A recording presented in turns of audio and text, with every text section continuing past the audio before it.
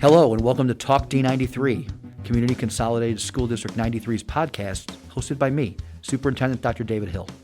In it, I sit down from time to time with key figures who impact our district to have conversations about specific CCSD 93 programs, services, roles, events, history, and more. Today, I'm excited to welcome Jonathan Zimmermann, CCSD 93's Assistant Superintendent for Teaching, Learning, and Innovation, for a conversation about standards-based grading. For those who don't know, standards-based grading is a system that School District 93 uses to help students and parents understand a student's academic achievement rather than the traditional grading system that many of our parents experienced when they were in school. I'm excited for Mr. Zimmermann to join me to shed a bit more light on just what standards-based grading is and how it works. Welcome, Jonathan. Thank you. I'm very excited to be here and to talk about standards-based grading and how it works in District 93. Excellent. So before we can really delve into standards-based grading, I think it's important that we understand the first part of the phrase standards. Jonathan, can you explain what are standards? Sometimes the word standards is also referenced to as learning targets or kind of the learning standards or the learning descriptors that students are working toward. All of the standards we use are from the state of Illinois, the Illinois learning standards for all of our courses. So each class has a set of standards or learning targets that students work on, and those are targets that are meant to be met by the end of that grade level. So each year, there's a new set of standards in the classes that students work on and work toward together with their teachers, together collaborative as a class. For example, to give you some examples of what we mean by standards, a first grade math standard that we work on is use addition and subtraction within 20 to solve word problems. So that's something by the end of the year we'd want students in first grade to be able to accomplish and achieve. At sixth grade, to give you a comparison, one of their standards is use variables to represent numbers and write expressions when solving real-world or mathematical problems. So you can see there are rigorous and challenging standards for each grade level that kind of align to their age-appropriate and developmentally appropriate targets for learning. So that's kind of a brief explanation of what standards are. There are many standards in each class, and each class works on those throughout the school year to reach that end-of-year target. And we, again, consider meeting those standards to be a really high bar for students. These are challenging, rigorous standards that we work on with our students. So the goal is that the student achieves a standard near the end of the year as they're progressing throughout the year. That's right. That's our goal for students, that by the end of the year, they meet those learning targets at their grade level. Okay. So it would be unrealistic maybe in some situations that students are meeting those targets after the first trimester.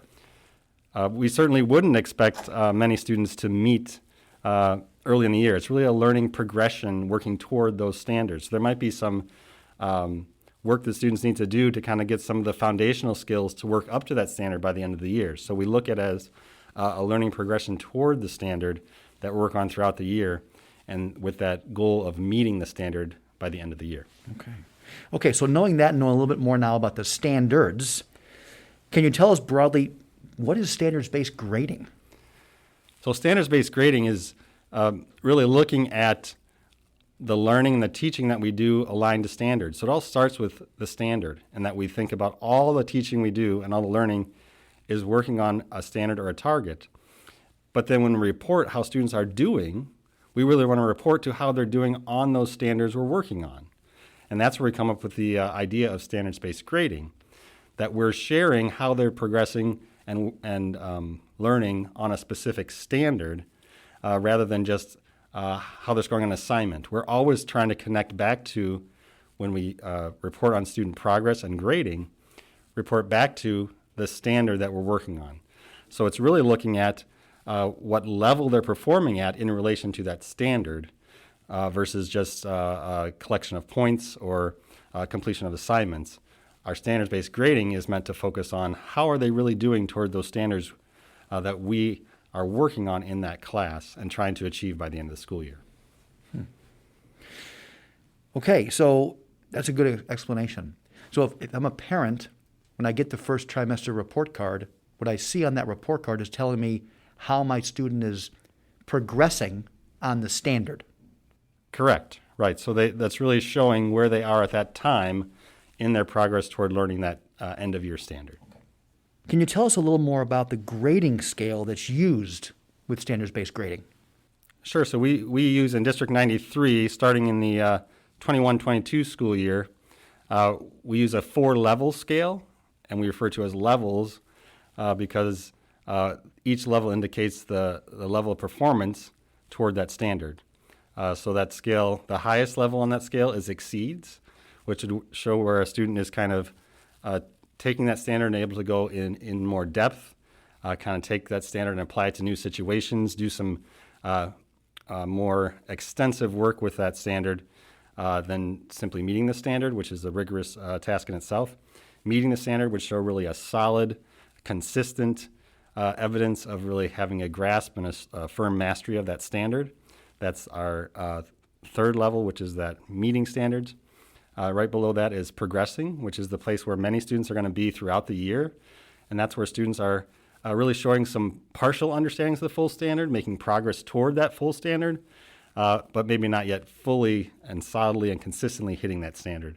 And then we also have a level called limited progress, which just means there's students at that level are really still working on the basic foundational skills that are going to set them up for success in getting up to the standards, continue to progress, and eventually meet the standards.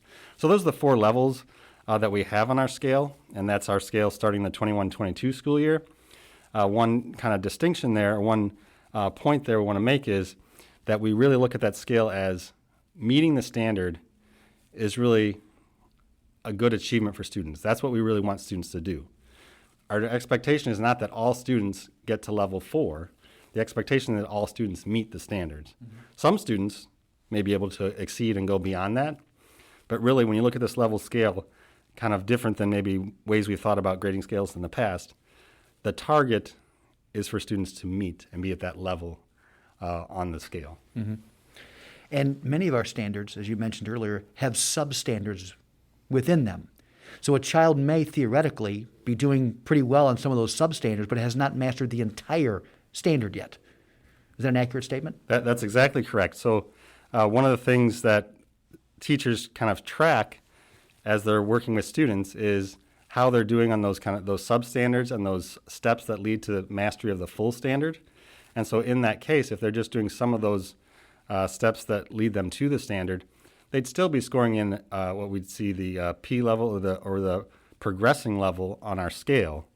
And that's certainly okay. That's how they're getting to the standard.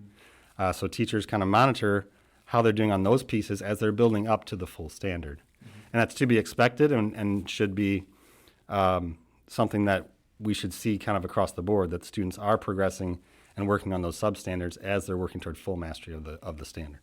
Thank you. So when I was in school a long time ago, it was A, B, and C, and so on. So how is this an improvement over the system that I had when I was going to school? When we think about the traditional grading scale and the A, B, C, and kind of the experience many of us had going through school, it was really more of a percentage-based scale. You got that grade based on a certain percentage of points that you received. And typically those points could be gained from doing a variety of things, variety of assignments, and not necessarily identifying how they're doing and reporting to each specific standard. So when we think about a standards-based grade scale, one thing that's different is we don't have an overall math grade. We don't have a percentage of all the points together, how a student did in math. We instead report to the specific standards and say, how are they progressing on those specific standards versus what's your overall in a previous system that many of us knew of you got an A, B, C in math, right? So that's one distinction.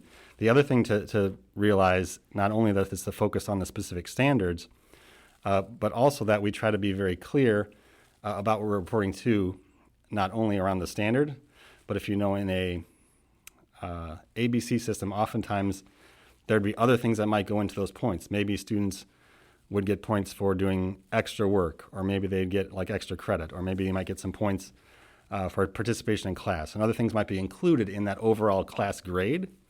with standards-based grading, what we try to do is be very clear about what we're reporting to, and we include things because they're important, things like work habits, like participation in class, things like completion of work and turning in your work. Those are things that we consider work habits, but we report those separately and talk about how are students doing on those things, and then we identify specific standards that are in that class to say how are they doing on those academic standards and what are they showing us in their performance on those. So we still report to those things. Those things are still all important, but oftentimes in the previous scale, all those things would kind of go into one bucket and report to that whole class. And now it's not about kind of collecting points for the class. It's about what evidence do we have that students are actually meeting a standard, not just kind of getting points and completing assignments and getting a total number to get you to an A, B, C, or whatever you're shooting for. So, Jonathan, based on that explanation, it sounds like the standards-based grading system is a much more accurate method to determine where a student's progress is on a state-mandated standard. Would that be an accurate statement? Yeah, yes, I think that's a good way to speak of it, that we're trying to be very accurate in reporting to how their students are performing those standards. And we look at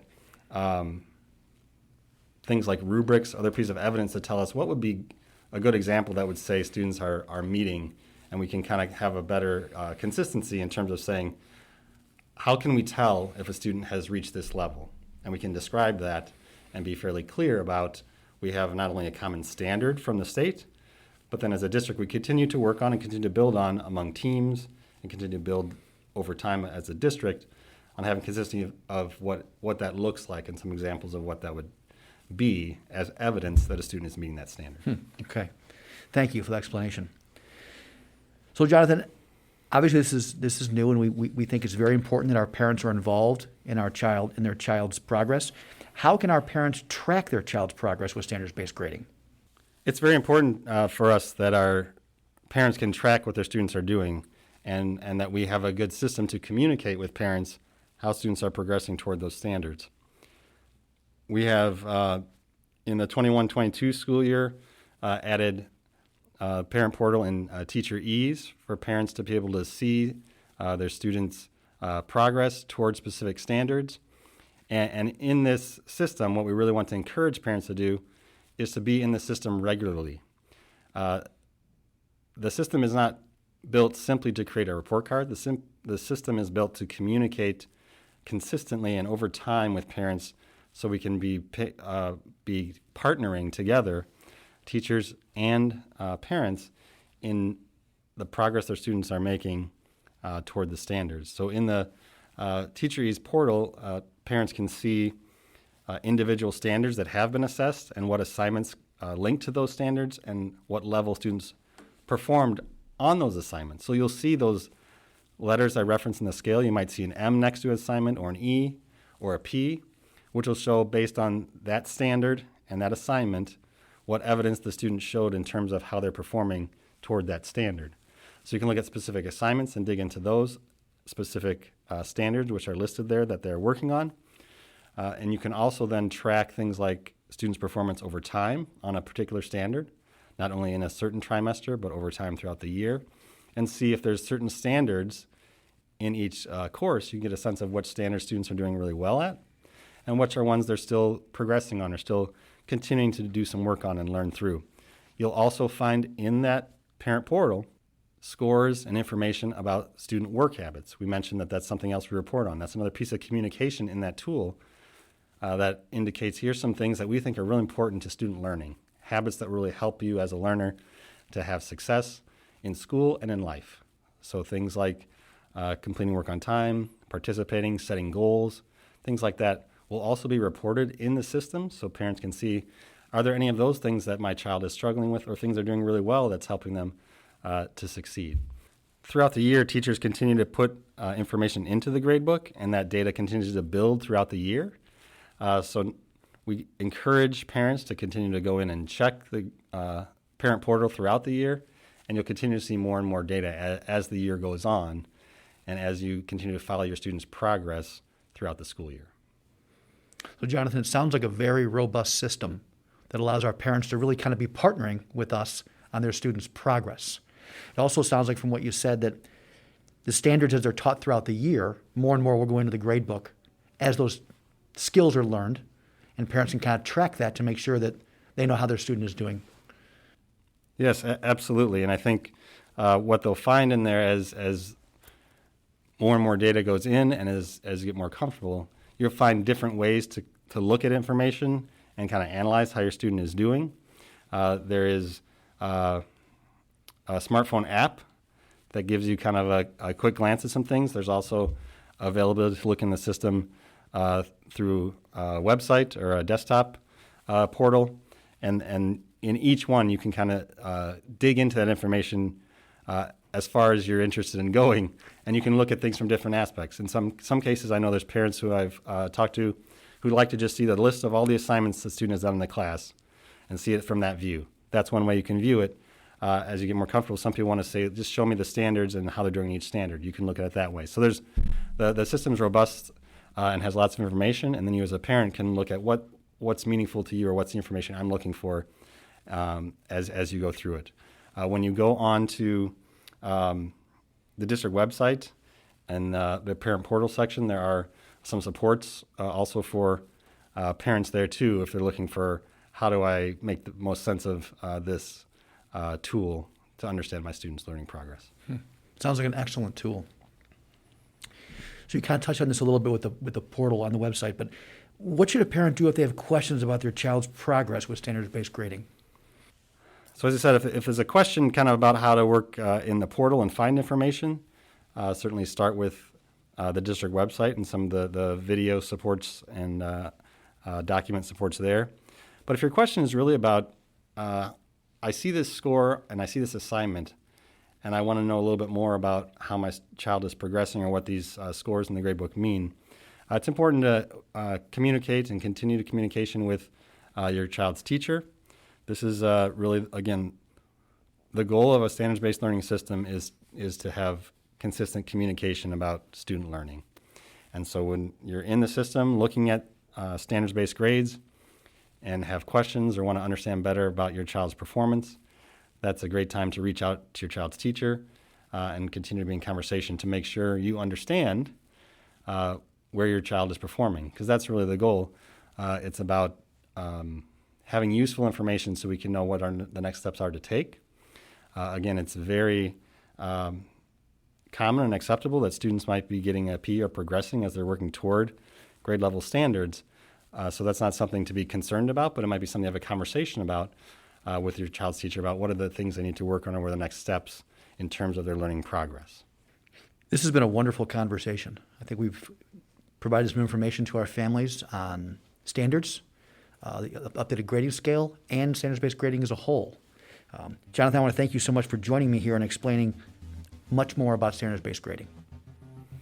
Thank you. It's great to be part of this conversation. It's exciting to be able to have systems that help us communicate and partner with parents in terms of their students' academic progress. Thank you. Talk D93 listeners, please subscribe to Talk D93 on Apple Podcasts, Google Play, or Spotify, and don't miss a thing from CCSD 93 by following us on Twitter, Instagram, Facebook, and YouTube.